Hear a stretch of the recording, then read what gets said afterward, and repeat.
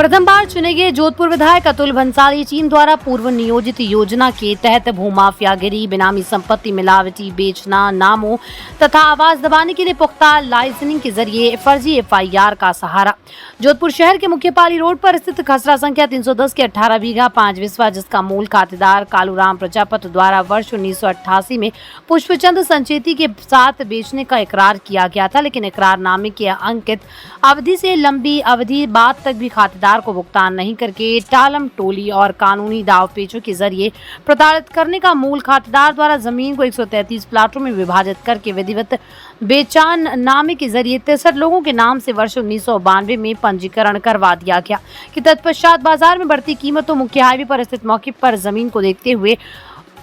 उस जमीन से जुड़े हुए हैंडीक्राफ्ट व्यवसायी मदन लाल बालड़ परिवार के पुत्र मुकेश एवं सुशील बालड़ द्वारा दाव पेचों और नियोजित हथकंडों के जरिए सुनियोजित टीम के तहत मिलावटी बेचान नामों के जरिए पहले पुष्पचंद संचेती के नाम पंजीकरण करवाने के पश्चात मदन लाल बालड़ के पुत्र क्यू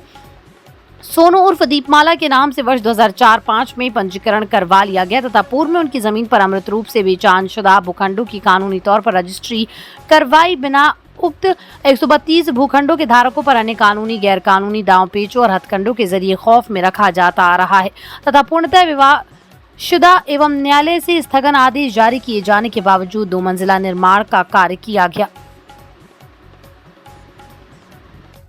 जोधपुर विधायक अतुल भंसाली जी शामिल हैं। पीड़ित 32 साल से पीड़ित हैं। पाली हाईवे की मेन रोड की जमीन है 18 बीघा 5 विस्वा, जिसका की मूल खाते द्वारा पुष्पचंद संचेती नाम के उद्योगपति से बेचने का इकरार किया गया था 1988 में, लेकिन उस उद्योगपति द्वारा समय पर पेमेंट नहीं करके टाला मटोली और दूसरी बातों में खातेदार उलझाए रखने के बाद में उस खातेदार द्वारा 4 साल बाद वह जमीन अन्य लोगों को टुकड़े करके विभाजित करके भेज दी गई और उधर पुष्पचंद संचेती द्वारा कानूनी और दंड फंदों से वह जमीन अपने नाम करवा ली गई और करवा करके अपने ही समाज के दूसरे लोगों, मदन लाल बालड़ परिवार, जिसमें उनका पुत्र मुकेश बालड़, उनका पुत्र सुशील बालड़, उनके द्वारा मिलकर के अपनी पुत्र वधू दीपमाला बालड़ के नाम पर जमीन हस्तांतरित करवा दी गई। यह दोनों बेचानामे 100% फर्जी है। इसके लिए मैं जोधपुर विधायक अतुल भंसाली सहित और जो लोग भी इस साजिश में शामिल है,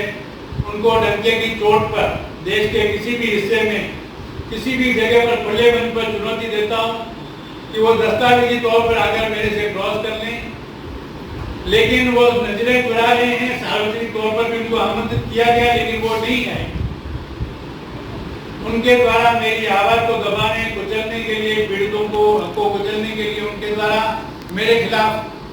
100% दूषित फर्जी एफआईआर दर्ज करवाई गई तथा एफआईआर दर्ज और शिकायत पेश करने से 8 घंटे पहले ही पुलिस द्वारा मुझे थाने में बुला लिया गया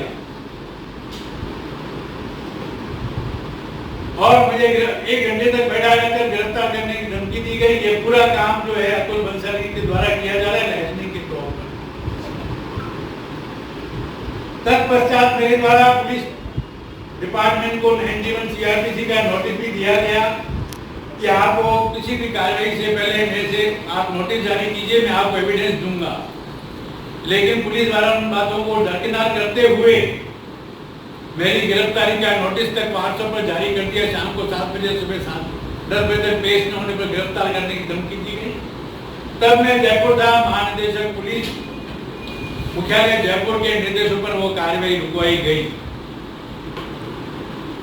और आज तक वो कार्रवाई लटकी